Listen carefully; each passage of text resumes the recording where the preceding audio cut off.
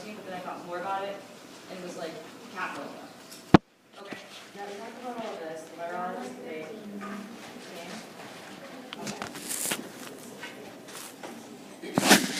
Okay, so I updated this classification of viruses. Viruses are classified according to that NA actually means nucleic acid.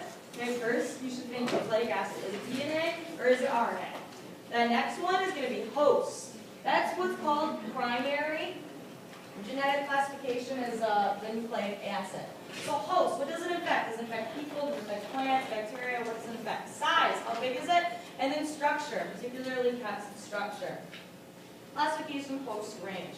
This is going to be based on the type of cells that the virus is going to infect. Remember, virus is an obligate intracellular parasite, which means it has to be inside of another cell. There's animal viruses, plant viruses, basically any eukaryotic microorganism can be infected. And then there's bacteria viruses, which are actually called bacteriophages. Some people call them bacteriophages. Host of the virus. Most viruses infect only a particular host cell. And that's going to be due to the viral affinity, of the viral surface proteins, which are going to be called protein spikes. Those spikes have a certain structure. That structure is going to interact with receptor proteins typically found on a host cell. Or, like with the HIV virus, that also has receptor proteins that are going to interact with the spikes of the viral cell, or the viral protein spikes on the virus. However, it's made of a lipid bilayer that's going to come from the host cell. So the host cell, when it comes in contact with that, says, we have the same stuff, and it basically just fuses right along with the phospholipid bilayer, which allows it to infect.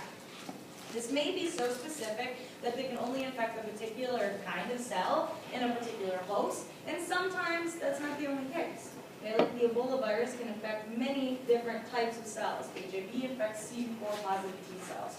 And then there's generalists, which basically can infect many kinds of cells in a variety of different types of hosts.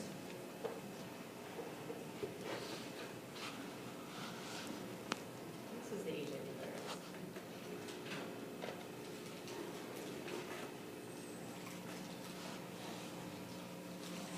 This is a good video. Targeting HIV replication. The replication Envelope of virus. HIV-1 is a multi-stage process. Protein spikes. Each step is crucial to successful replication and is therefore a potential target of antiretroviral RNA drugs. virus. Step 1 is the infection of a suitable host cell, such as a CD4 Protein positive T receptor lymphocyte. interactions.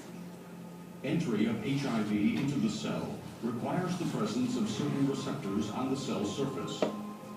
Host CD4 cell. receptors and co-receptors, such as CCR5 These or guys are going to CXCR4. interact with the These spikes on receptors the interact HIV with virus. protein The HIV virus complexes, will have high which are affinity. embedded in the When viral it envelope. interacts the right way, These it's going to complexes welcome are the virus composed of two in. The glycoproteins, phospholipid envelope an is going to basically extracellular fuse with the GP120 and phospholipid a membrane, transmembrane and then it's going to release GP41. the capsid, which is going to contain the genetic material required to replicate more When HIV approaches viruses. a target cell, GP120 binds to the CD4 receptors.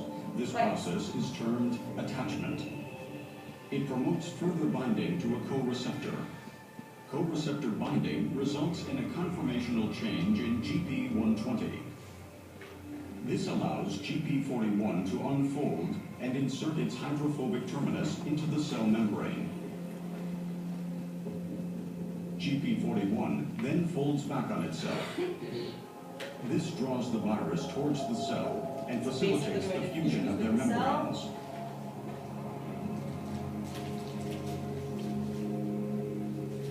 The viral nucleocapsid enters the host cell and breaks open, releasing 2 viral RNA strands and 3 essential replication enzymes.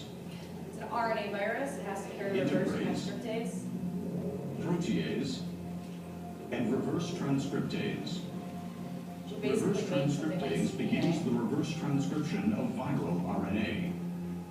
It has 2 catalytic domains, the ribonuclease H active site and the polymerase active site.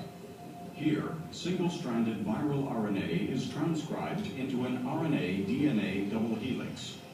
Ribonuclease H breaks down the RNA.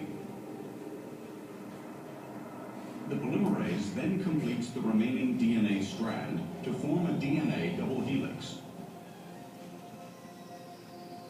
Now, integrase goes into action. It cleaves a dinucleotide from each 3' end of the DNA, creating 2 sticky ends. Integrase then transfers the DNA into the cell nucleus and facilitates its integration into the host cell genome. That's one of the The reasons host why cell we have genome viral now DNA contains the incorporated in genetic our DNA. information of HIV. Activation of the cell induces transcription of proviral DNA into messenger RNA. The viral messenger RNA migrates into the cytoplasm, where building blocks for a new virus are synthesized. Some of them have to be processed by the viral protease. Protease cleaves longer proteins into smaller core proteins. This step is crucial to create an infectious virus. 2 viral RNA strands and the replication enzymes then come together and core proteins assemble around them, forming the capsid. And as it This goes off, immature it viral will take particle with it part leaves of the the cell cell, membrane, acquiring a new envelope of host and destroy the viral CD4 T proteins. cells in the process. The virus matures and becomes ready to infect other cells. HIV replicates billions of times per day, destroying the host's immune cells and eventually causing disease progression. Drugs which interfere with the key steps of viral replication can stop this fatal process. Why central dogma DNA replication is so important. Entry into the host cell can be blocked by fusion inhibitors, for example. Inhibition of reverse transcriptase by nucleoside inhibitors or by non-nucleoside reverse transcriptase inhibitors is part of standard antiretroviral regimens. The action of integrase can be blocked.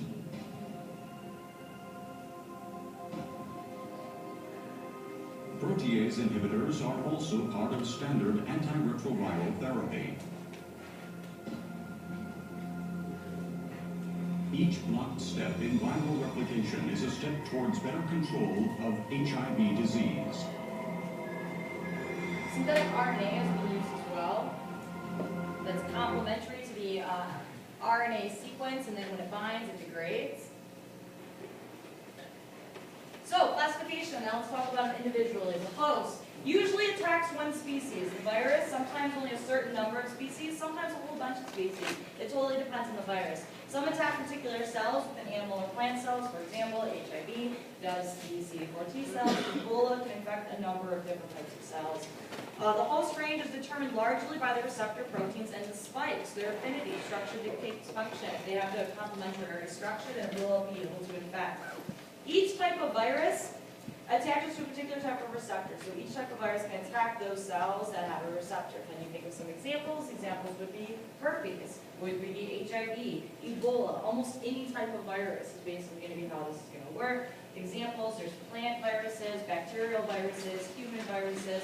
Any type of cell can be infected by a virus. And usually if it's a pathogenic cell, when it gets infected, for example, E. coli infected with the T4 bacteriophage, it's usually more virulent, meaning it is more pathogenic. Size range. Viruses are the group of the smallest infectious agents that we know of. They are so tiny, they have a special term that's called ultramicroscopic, which means they're 0.2 nanometers. So that's usually about, or micrometers, sorry, small. So I do want you to know that number. There are more than 2,000 bacterial viruses called phages. They're very tiny, so they can fit inside of bacterial cells. Obviously, they have to be smaller. The largest virus can contain about 77 genes, the largest virus that we know of, which is still a lot less than E. coli. The smallest viruses that we know of only have about 3 genes, super teeny tiny. This is just showing you relative sizes. You don't have to memorize the size information, but it is there for you. Classification size. There's extreme variability in size. The bacteriophage is one of the largest viruses that we know of. Small would be something that's like 25 nanometers. Large would be something that's like 300. They're genetically incredibly simple. They only carry what they absolutely have to have. Size of selected viruses. Bacteriophage, again, is showing you that that's a relatively big one. You don't have to memorize the sizes. But you do have to know this. Remember these when I made these for you for prokaryotes versus eukaryotes, defining the structure. You definitely need to know the structure of a virus. So we have a virus particle. We're going to have a covering, and then we're going to have a central core.